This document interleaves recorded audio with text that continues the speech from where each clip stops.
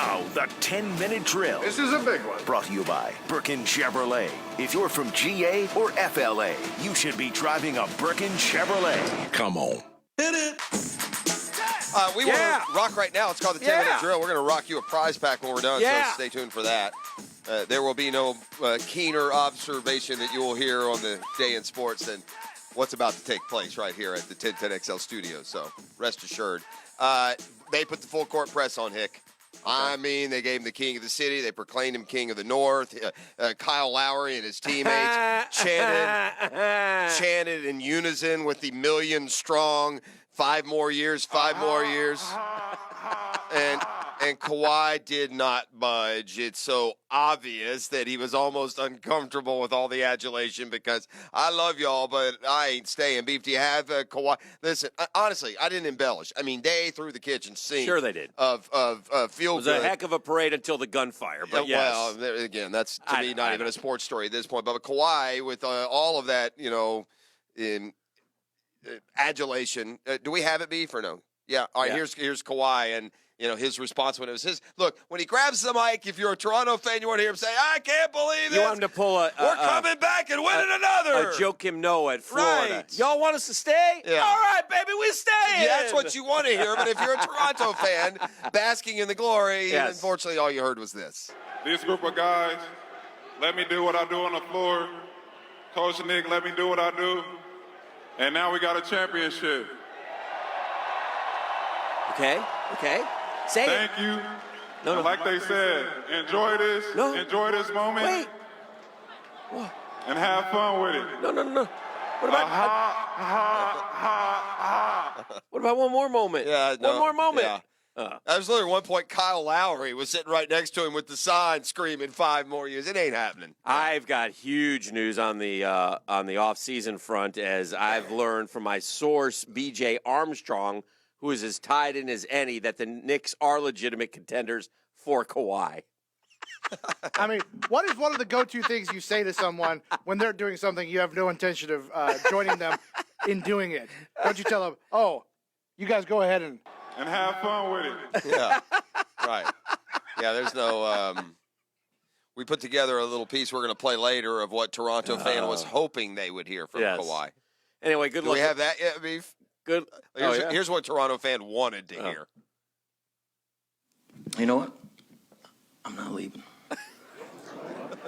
I'm not leaving. I'm not leaving. The show goes on. This is my home. Yeah. They're gonna need a wrecking ball to take me out of here. Yeah. They're gonna need to send in the National Guard team because I ain't going nowhere. That's the wolf. That's the wolf. I know the wolf. That's the wolf. That wolf's crazy. The claw of Wall Street. The king of the North. I'm staying. We need him. Oh, man. There you go. Anyway. That's what we do here. Yeah. I love the wolf. I'm not leaving. That's what they wanted to hear. They didn't get that. No, they didn't that get did that. not occur. Got a little Just gunfire. for the record. Did get a little gunplay. Had a little gunplay in Toronto. It's not. would have fit right in with the movie. I can't understand. All right, well, anyway, you're up. No, I just listen. He's off to the Clippers, and the draft is Thursday, by the way. Yeah, I know. Which is the great. NBA does it right. Oh, God bless. I have a question for you. You're all things being equal, stepping onto a team right now, because I've changed. This is the first time in 15, 20 years that I've said this. Would you take Kawhi or LeBron right now today for the next, however? For the first time ever, it's not LeBron I'm taking. I'd take Kawhi. In the exact same sense. If I'm the Clippers and I have my roster and you tell me I can have LeBron or I can have Kawhi, I would take Kawhi. And it's the first time. I can't I'll tell you argue. what he's done. He's proven now. Listen, this is twice now Kawhi, and I understand Golden State got injured. He's beaten the super team. Don't forget, LeBron's team was the Warriors before the Warriors. You put together that talent. They should have won 4 in a row. They couldn't. Yeah. They're flawed. But Kawhi on a bad Spurs team, dude. I think Kawhi, too, we forget, and we shouldn't. He deserves credit because, correct me if I'm wrong here, down 0-2, did not Kawhi slide over and say, I'll take Antetokounmpo. I'll cover him. That's correct. And things changed a little bit He's a in that hell series. of an understated basketball player. He really is. He's so and he's healthy. And by the way, I don't think he was 100% either, and he hobbled around throughout the playoffs and was able to help them. Again, there are some extenuating circumstances.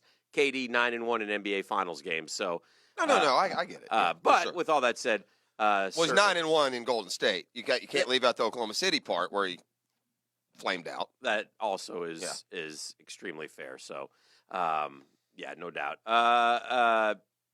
Lots of things happening. FSU goes down. Tommy Henry pitched a great game. Is the magic over for FSU now, or can they, with their backs now against the wall, can they scrap? They haven't hit. So if they don't start hitting, they're not going anywhere. They have one run in 2 games. They haven't hit even when they were winning. Oh, they played Georgia. They mashed the ball. I'm saying if like LSU on. You're right. Yeah. Obviously, Georgia, they crushed it. The Becker kid had 3 home runs in 2 games.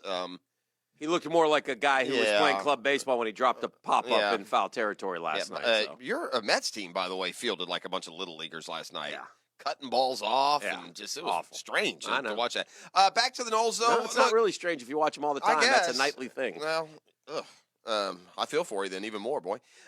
Here we go with FSU, though, and tomorrow it's all down to that, and Mike Martin is going to have to overcome the Martinism that is. Did Texas Tech beat Florida 2 years ago or last year in the College World Series? I'm trying to remember because I'm looking at the Texas Tech. I was watching last Texas year Tech. Texas Tech won it all when they beat Florida, didn't they, or no? No. I was watching Texas Tech yesterday against Arkansas. Texas Tech beat them in this year's regional. They went to the Texas Tech regional. No, Texas Tech and Florida played in the College World Series in the last couple But not years. in the final. Not in the final. I thought you were in the final. I'm watching and I'm looking at all the same players. I'm like, were these guys on the team 2 years ago? That big giant first baseman for Texas Tech hit a 2-run homer yesterday.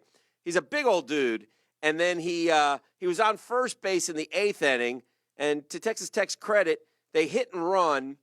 And the guy took off, and the kid hit one in the gap, and he scored from first on. He was smoking it around the bases. It was last year they beat Texas Tech. They eliminated Texas Tech. They beat them twice and then lost to Arkansas. So Arkansas and Texas Tech have been in that same little four pod for the last 2 years. They hate seeing each other then. Beat LSU to win the World Series the year before. I think Vandy and Boy, Sullivan went 4 years in a row, huh? Oh, yeah. 15, 16, 17, 18. Yes. I think Vandy and Mississippi State are the two favorites, and we'll see. Again, Michigan's getting some stuff done. So I'm looking at ESPN. I'm sure this is D-Rock. Veterans who could get cut. Yeah. Training camp, and he has Terrell Pryor listed, and certainly that would be the case. He says if Marquise Lee is back a couple of weeks into training camp, it'd be him and Dede Westbrook and DJ Chark and Chris Conley and Keelan Cole. I got news for you. I know Keelan Cole led the team in receiving yards in 2017, but if Terrell Pryor shows me anything and Keelan Cole doesn't show me something, I'm taking Terrell Pryor. Well, Terrell Pryor is not very ingrained in the roster. That would hardly qualify even as a surprise. I think I got to see Terrell Pryor. I mean, he has not done anything the last couple of years either. I mean, you're disappointed in Keelan Cole, but Terrell Pryor's numbers as bad as his. Yeah. So, Terrell Pryor's another one. He's a one-year wonder. He had one good year as a receiver, parlayed that into leaving Cleveland, going to Washington, and 3 teams later, he's, grabbed about 30 balls total. Yeah. So that wouldn't shock me. I thought I did see that on that same list, the Bills vet to go is T.J. Yeldon. So I see TJ's and opening their eyes up there just like he did down here. I saw another. It confuses me sometimes, the national media's perception and perspective on the Jaguars. Like, I know exactly what is good and bad about the Jags. I don't know exactly how good and how bad, but I certainly know a lot better than and you do too. When I say I more mean our industry here than some writer for CBS Sports in New York City.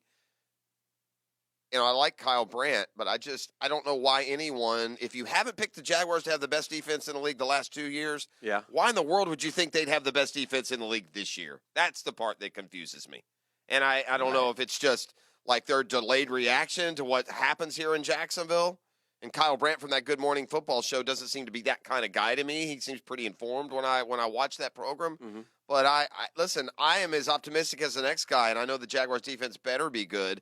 But is there any part of you think the Jags will have the number one defense in the league? There's a lot that is missing from 2017. Well, listen, Gibson was a very underrated player. Go ask Doug Marrone what Gibson meant to the football team. He loved Tayshaun Gibson, and I thought he was a terrific football player.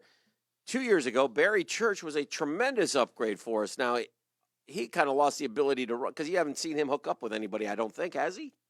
I don't think Barry Church has signed with anyone.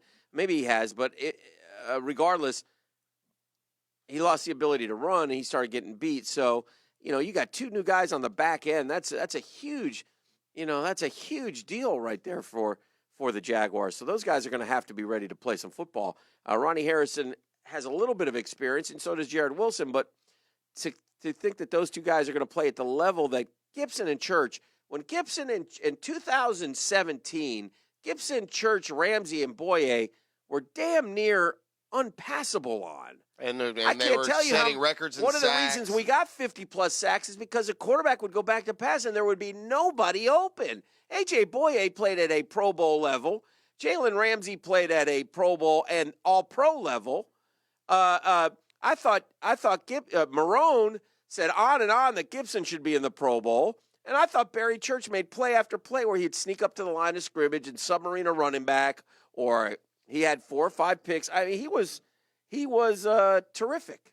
He was terrific. So, with all that said, there's listen, we'll be a really good defense, but to think we're going to be like that 2017 defense, I don't see that coming. Maybe even the guys you didn't necessarily like made impact. I mean, by the way, we about Dante Fowler, he had 8 sacks. And we also had a guy inside. Malik Jackson had 7 or 8 sacks. Paul Postlesny was an anchor on the inside of the defense, kept you in position more often. It was very good Church has not signed with Yeah, that's what I mean. He may be done. Only 31. I say only 31. Yeah. He's had a long career. He's had a pretty good career. Very good. We'll see. Good. I always enjoyed Barry Church. I thought he was a good football professional. Player. Yeah.